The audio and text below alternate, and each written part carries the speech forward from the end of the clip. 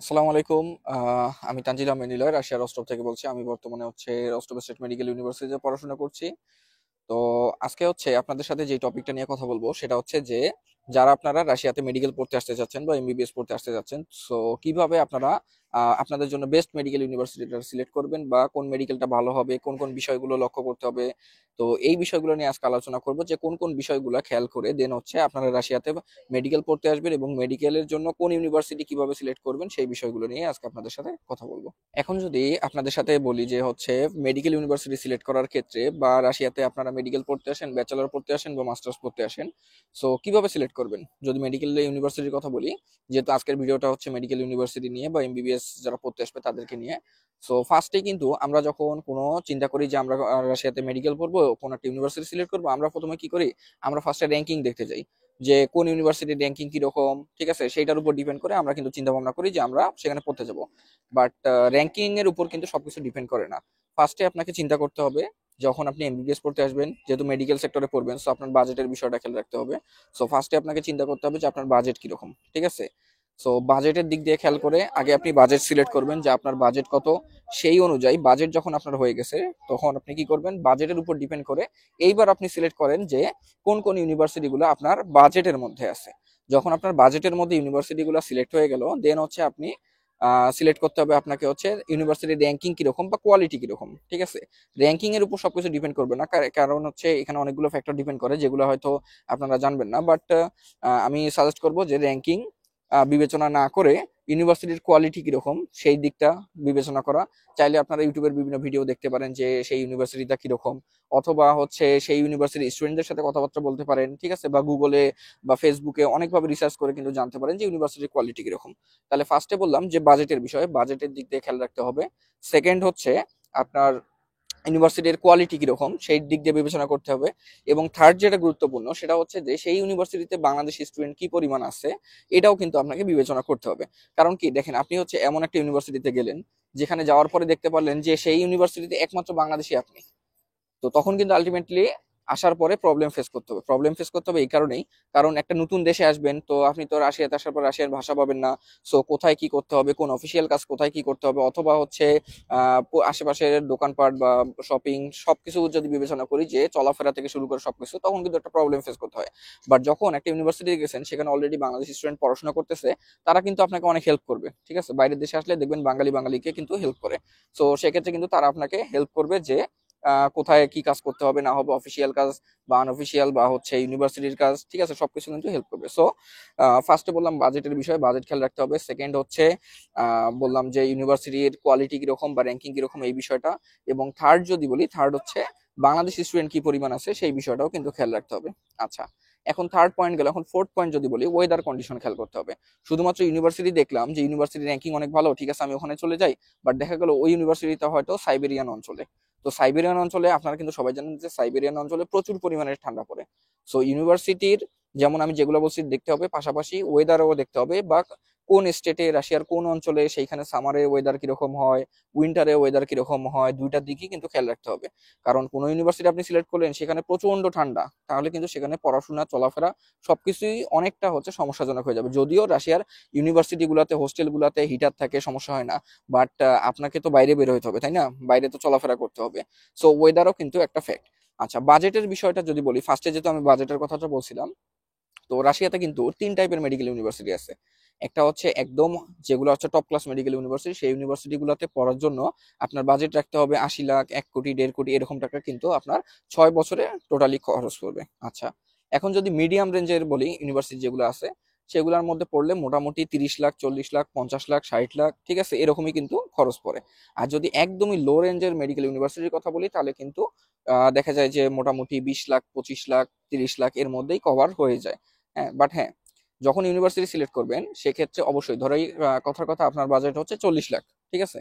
তো 40 লাখ যেহেতু আপনার বাজেট, তো এখানে কিন্তু আরো কিছু কস্টিং অ্যাড করে আপনাকে ইউনিভার্সিটি সিলেক্ট করতে হবে। কারণ কি, এই যে যে 6 বছর পড়াশোনা করবেন, 6 বছর পড়াশোনা কি আপনি দেশে আপ ডাউন করবেন না? দেশে আপ ডাউন করবেন। তো দেশে আপ ডাউনের একটা খরচ আছে, তারপরে আপনার খাওয়া দাওয়ার খরচ আছে, হ্যাঁ, আপনার পকেট খরচ আছে। তো এই বিষয়গুলোও কিন্তু চিন্তা ভাবনা করে ইউনিভার্সিটি সিলেক্ট করতে হবে। এমন না যে আমার ফ্যামিলি আমাকে 40 লাখ দিতেছে, তো ইউনিভার্সিটির টিউশন ফি 40 লাখ, আমি ওই ইউনিভার্সিটি নিয়ে নিলাম, তাহলে বাকি খরচের ক্ষেত্রে কিন্তু সমস্যাজনক হইতে পারে।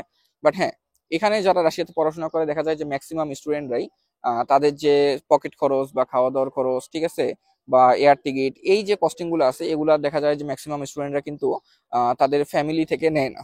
তারা কি করে, এখানে মেডিকেল পড়ার পাশাপাশি প্রতি বছর সামারে হচ্ছে 2 মাস করে সামার ভ্যাকেশন পাওয়া যায়, জুলাই এবং আগস্ট।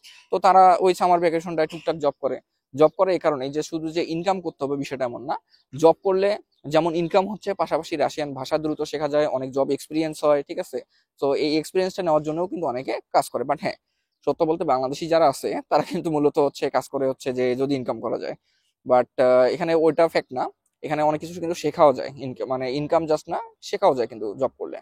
সো বাজেটের যদি বিষয়টা বলি, যে যদি আপনার বাজেট হয় যে আপনার ফ্যামিলি আপনাকে টোটাল সাপোর্ট দিতে পারবে 40 লাখ, তাহলে আপনি চিন্তা করবেন যে 30 বা 35 লাখের মধ্যে যে ইউনিভার্সিটি টিউশন ফি, হোস্টেল ফিটা লাগবে, এরকম ইউনিভার্সিটি সিলেক্ট করার এক্সট্রা 5 লাখ আপনি হাতে রাখলেন। আচ্ছা, যদি আপনি এখানে আসার পরে হ্যাঁ সামার ভ্যাকেশনে বা অন্যান্য টাইমে আপনার ফ্রি টাইমে আপনি জব করলেন, জব করে বাকিটা আপনি কভার দিলেন, ম্যানেজ করলেন, হ্যাঁ, এখন আপনার বাজেট আছে 40 লাখ, আপনি হচ্ছে 10 লাখ টাকায় রাশিয়াতে আসার পরে ইনকাম করছেন, তাহলে আপনার ফ্যামিলি থেকে নিতে হচ্ছে 30 লাখ। তো সেক্ষেত্রে 10 লাখ টাকা আপনার সেভ হলো। সো এইভাবেই কিন্তু ইউনিভার্সিটি গুলো সিলেক্ট করতে হবে। তাহলে যদি আমি আরেকবার বলি, সেটা হচ্ছে ফার্স্টে আপনাকে বাজেট দেখতে হবে, আপনার আপনার বাজেট অনুযায়ী কোন ইউনিভার্সিটি গুলো হবে।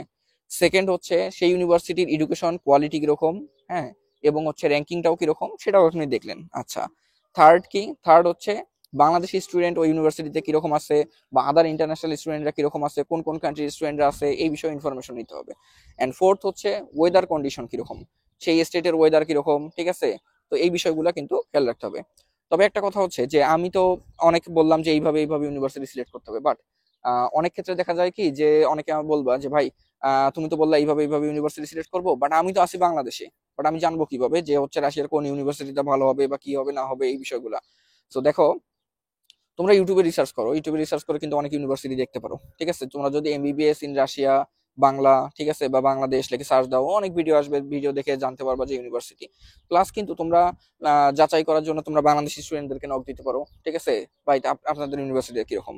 পাশাপাশি অন্যদেরকে নক দিতে পারো, যেমন হচ্ছে ইন্ডিয়ারও প্রচুর ভিডিও পাবা ইন্ডিয়াতে, ইউটিউবে ইন্ডিয়ানদেরকেও নক দিতে পারো যে ভাই ওই ইউনিভার্সিটিতে কিরকম হবে বা এই ইউনিভার্সিটিতে কিরকম হবে যদি একটু বলতেন, ঠিক আছে, তারাও বলবে।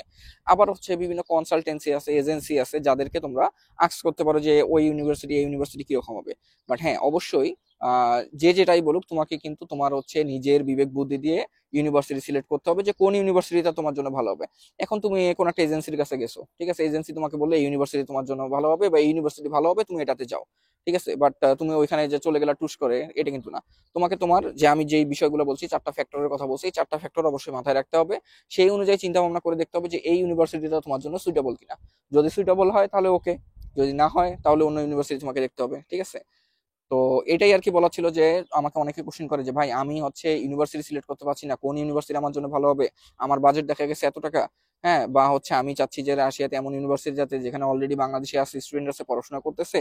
তো এই যে যে ঝামেলাটা, এই ঝামেলাটা কিন্তু আমি নিজেও ফেস করছি, এই রাশিয়াতে আসার থেকে আমি নিজেও এই প্রবলেমটা ফেস করছি।